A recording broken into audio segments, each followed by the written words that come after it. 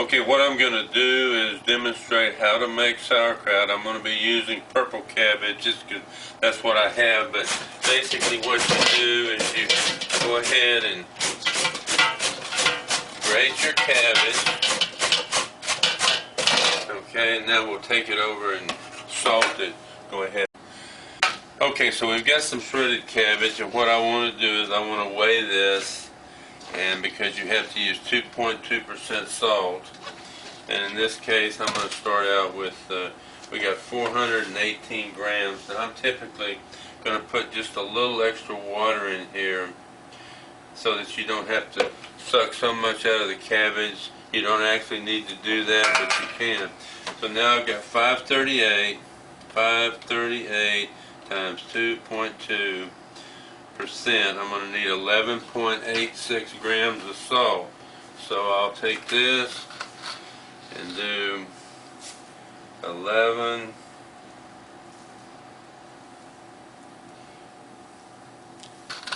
There's 10, 11.86 right there.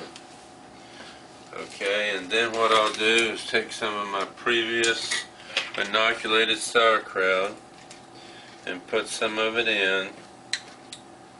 Doesn't need to be too much. And then I'll take my bag and I will shake it around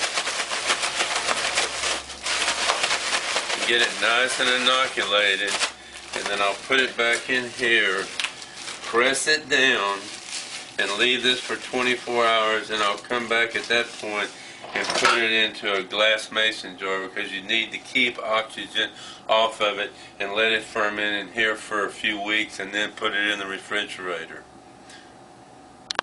Okay, Okay, here we go. Okay, this has been 24 hours, and you can see that if you look at this, it's been fermenting. So what we're going to do now is we've got to get it into glass to keep the oxygen basically away from it, and it has a long shelf life. So what I'm going to do is drop it in here. And by the way, red cabbage makes a great sauerkraut.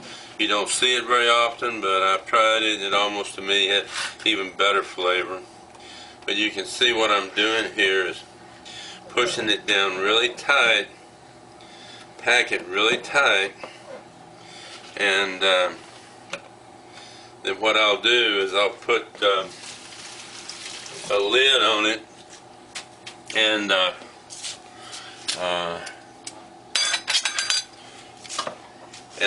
crank the lid down, leave a little bit there so it'll continue for about a week to continue to ferment, and then after the fermentation slows down, you can go ahead and put it in the refrigerator. Okay, we've got 19 jars of sauerkraut. The last two that I made are from the purple cabbage, which I think gives a really, really nice flavor and a beautiful kraut. So we'll let these things ferment for several weeks at room temperature.